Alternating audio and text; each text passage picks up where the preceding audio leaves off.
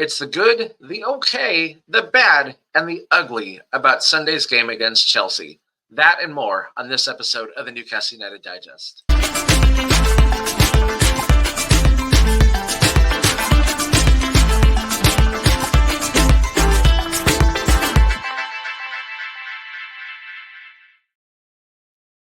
Hello, everyone, and welcome out to the Newcastle United Digest. My name is Adam Snyder, and on this episode, we will be discussing the 2-1 loss at Chelsea on Sunday, October the 27th. And I will be talking about the good, the okay, the bad, and the ugly about the game. I'll be giving my normal ratings by position, talking about the return fixture against Chelsea for the Carabao Cup, and I have a special surprise for you at the very end of the episode. So let's dive right into it, shall we? And let's go to the good, the okay, the bad, and the ugly. And this is a game that I was really grasping at straws a little bit to try to find some good and okay things that happened, but I was able to find something that we can talk about. And the good had nothing to do with our play. It was VAR for once. VAR did its best to save our bacon today, but it still wasn't enough. Cole Palmer, Cole Palmer, Cole Palmer, say that 10 times fast. His disallowed goal was quickly canceled out by his very intelligent long ball to Pedro Neto, who found a wide open Jackson for their first half goal. Isak's goal was also allowed after two lengthy offside checks in the play, and Chelsea also had a disallowed penalty after another lengthy VAR check.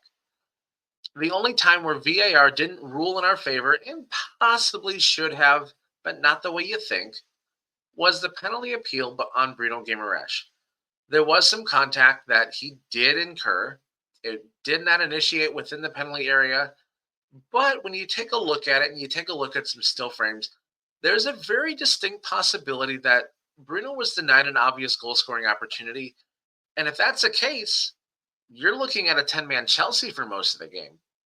Unfortunately, that was not the case. VAR quickly dismissed that appeal, and the game moved on. And the okay to this game is, well, Isak's back, but sort of? Yes, Isak played his second game back from injury after breaking his toe, and he was able to tap a goal home from a Barnes cross. He also had several opportunities in the first half, and he stepped up in the playmaking department because of the absence of Anthony Gordon. The one major missed opportunity came in the second half, where he pulled the Chelsea keeper off his line, but he was not able to put the ball in the back of the net. If he wasn't able to do that, he also had a streaking Longstaff and a streaking Willock that were there in the scene and had a wide open attempt on goal, but he just couldn't find the pass. He couldn't find the shot. He couldn't find the pass. I think that if he's in full confidence, I think he breaks the keeper's ankles and it's a quick one tap and it's a goal from a very tight angle. But I don't know. It just seems like he's a little gun shy to take that shot. I don't understand it. And the bad is the back four woes. The defense that was once considered a brick wall in black and white has long been demolished. And I'm not thoroughly convinced it's the fault of the personnel at this point. At several points in the half, both Van Bern and Fabian Schär were playing near the halfway stripe as Chelsea attacked.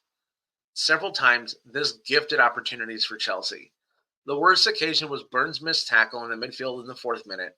Jackson easily beat the big lad, found space for Cole Palmer, and he was able to slide it home. Unfortunately for Palmer, Jackson's turn on Bern was enough of a delay for Palmer to mistime his run, and then he got caught offside in the process, thanks to VAR. The Chelsea good that stood was also the result of a stretched defense.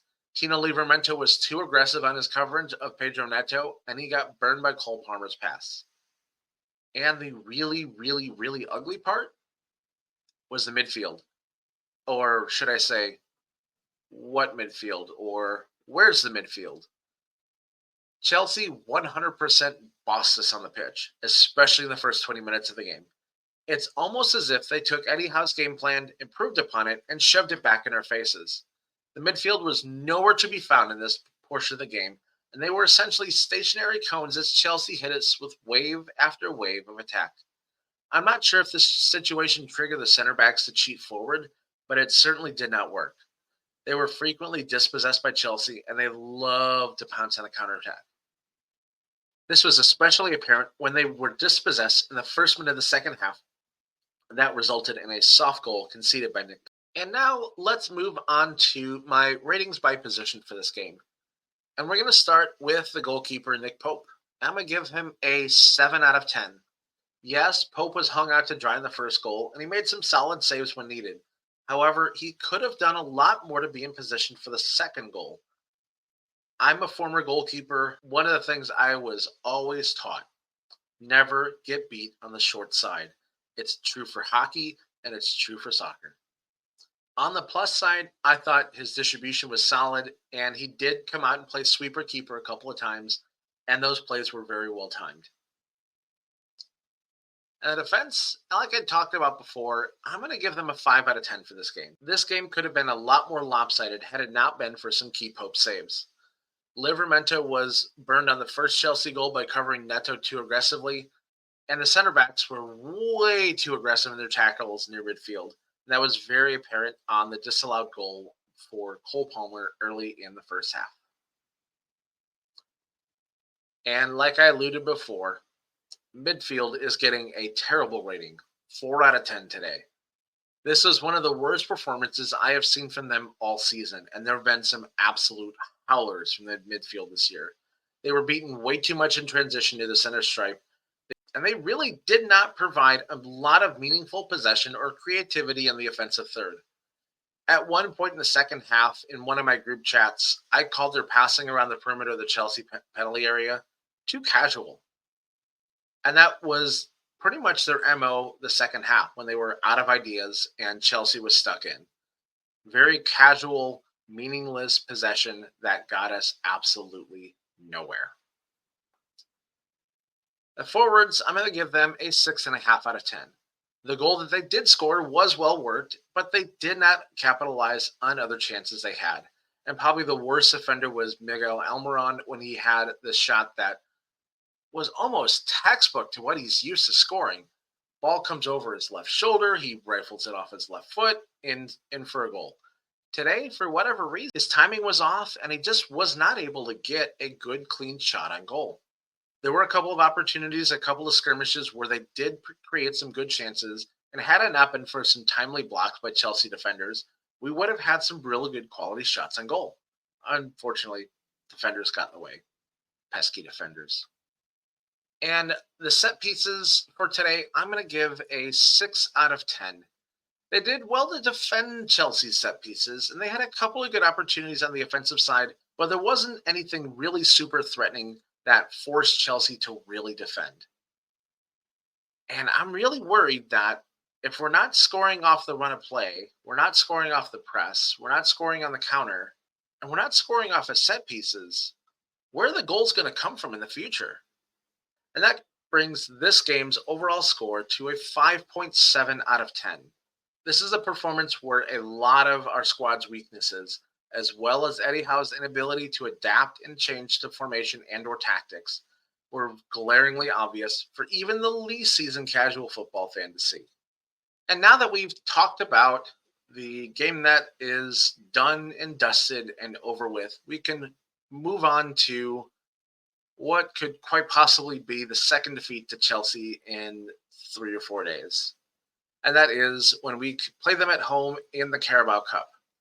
It's a very rare occasion when two Premier League teams play each other in such short period of time, especially in a home-and-home series like we're experiencing this week.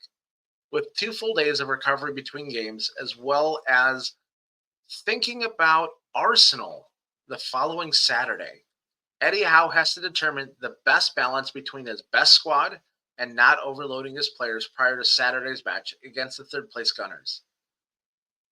There are some injuries that you do have to work around. The first one is Anthony Gordon, who suffered a groin injury close to the start of Sunday's game. Because it's a groin injury, I anticipate that he's going to miss at least the next 2 games, if not longer. Another injury setback for Callum Wilson. Yes, yet another injury setback for Callum Wilson means he is unlikely to feature against Chelsea or Arsenal. Kieran Trippier is still out with a thigh injury, and he's probably not going to be featured until the Forest game in 2 weeks. Now, this is where Eddie Howe has to make some crucial decisions. Do you give Tino Livramento the rest? Do you give Fabian Scher the rest and play Emil Kraft in one of their places? Do you do the same thing on the left side with Lloyd Kelly? Do you put Dan Byrne on the bench? Or do you put Lewis Hall on the bench? Will we see any of the young lads play like Alex Murphy, Sanusi, or Lewis Miley? Do we see Osula start and rest Isak for Saturday? Or is Isak leaving? I think we're going to see a combination of all these things. We all know that Chelsea has a squad that rolls 45 million senior players deep, so they'll be able to play a fresh starting 11 if they really, really want to. Right now, we're nowhere near that luxury, so I think we will play as strong a side as possible. I'm hoping that Eddie learned from his mistakes last season, but I really don't think you can underestimate Chelsea. Here's how I think things are going to line up. I think you're going to see Share rest, and I think you're going to see Hall rest. So you'll see Tino Livramento on the right-hand side, Kraft, Byrne, and Kelly as our back four. In midfield, I think you'll see Joe Willock start alongside Bruno and possibly Lewis Miley. And up top, you'll see Jacob Murphy, Alexander Isak, and Harvey Barnes. This is an opportunity for Eddie Howe to extend a cup run that he desperately needs to save his job. So I think he's going to roll the dice and play as strong a side as he really can afford. At the very least, I'm hoping to see a young guy like Sanusi get on the bench. And I really hope that if he doesn't start, Asula gets a longer run out than he received in Sunday's match. Now, last week, I alluded to some signs about the beginning of the end for Eddie Howe.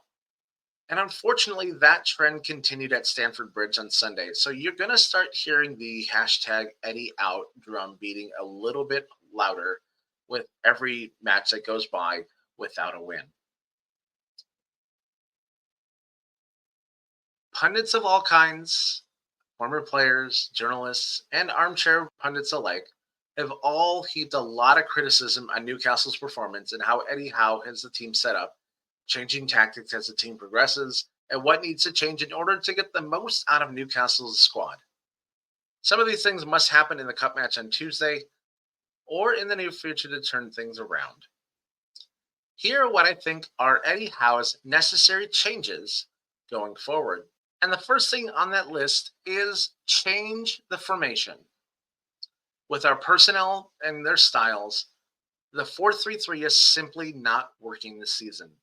The midfield, with tons of playmaking ability and not enough defensive skill, has led to getting overrun on many occasions. Unless the opponent, the conditions, the tactics that they play are just right, this midfield is getting overrun week in and week out. I've said this in previous episodes that our midfield has been an issue that Eddie Howe desperately needs to solve. This has been an ongoing joke in one of my group chats, but one of the things I really think we need to do is employ a proper defensive midfield. A lot of our issues around this time last season and the issues we're facing now could have been solved by employing a proper number 6 that can cover space between midfield and defense and then distribute the ball going forward. If you want to think about a classic number 6 that you've seen wearing black and white, think about a guy like Cheick Tiote, even a Jonjo Shelvey. They sit back, they absorb pressure, they make tackles, they ping the ball forward. They're that stopgap between defense and midfield, and they can be a long-range attack if we need it. With our current squad, the best formation, I believe, should be a 4-2-3-1. On defense, you play Tino Livramento on the right, Sharon Byrne in the middle, Hall on the left. Once we have some injuries come back and be at full fitness, you can replace Byrne with Botman or Share with Botman. You've got options here. In midfield, on the defensive side, you can play Jolinton and either Bruno or Tonali. Both of those players can stick a tackle when needed, and better defining the role could bring some much-needed clarity. Sean Longstaff can also play in this position, and he would be a good sub to bring on. Now, on the offensive side of midfield, you want to have a good combination of what we've seen as wingers, as well as some of the top offensive players that we've seen go forward. So we'd have Gordon on the left, Tonali or Bruno up the middle, Willock on the right, with Almiron or Jacob Murphy adding an injection of pace as subs. And even during the game, you could have Tonali and Bruno switching spots depending on play, depending on their fitness level. It's a good way to keep them fresh going forward. And it also is a good way to define their roles throughout the game. And obviously, up top, it's going to be Alexander Isak. I can see this setup providing Isak better service, allowing him to stick to doing what he does best, and that's scoring goals. Another thing that Eddie Howe has been criticized of a lot is adapting to the game. There have been a lot of games where it seems like game management has gone poorly. Eddie Howe has not been quick enough to react to an opponent's changing tactics, and the team played like they don't have a backup plan when plan A did not work. If anybody's a Formula One fan, you know that Ferrari over the past couple of years has had plan A, plan B, plan C, plan D, plan E, plan F, plan G, plan H, all the way to plan Z. Newcastle is the complete antithesis of that. Plan A is plan A, and when plan A doesn't work, plan A some more. This is a long-term development point for Eddie, but it's something that he must dive headfirst into. And the next thing is going to be a little bit controversial, but I think it's 100% necessary, and that's appoint a new captain. Bruno Guimaraes and the captain experiment has not gone well. I don't think he's a capable enough leader to lead this squad. He is shown to have a very heated temper and has gotten him into trouble over the past couple of seasons, as well as this season.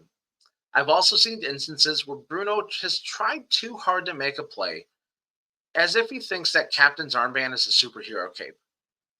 Someone a little bit more level-headed in this squad right now, somebody like a Dan Burn should be wearing this armband each week. He's a local lad. He knows what it means to play in the black and white. He knows what is at stake. He knows what it means to the fans. Having a Geordie wearing the captain armband makes a lot of sense. Let Bruno be Bruno and take away his cape.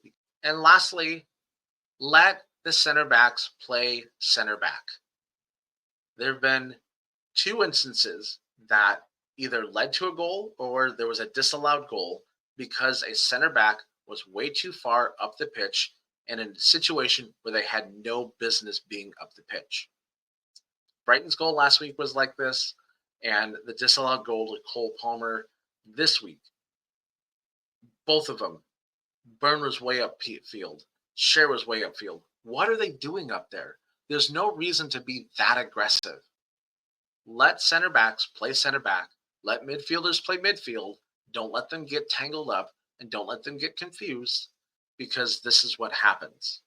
I admire Eddie Howe's desire to play aggressive football in a lot of cases. It's very fun to watch the press. It's very fun to watch the midfield clamp down and make tackles, especially in areas that are right along the edge of the offensive third and the midfield third, and then turn it around and march right in to take a shot on goal. This whole center backs playing in midfield doesn't work for me. It's too aggressive. I also think it's leading to a lot of confusion between the center backs and midfield, and it's not helping. That'll do it for this episode of the Newcastle United Digest. So let me know, what are you thinking? Where do you think things need to change? Do you see a formation change being the solution to our woes?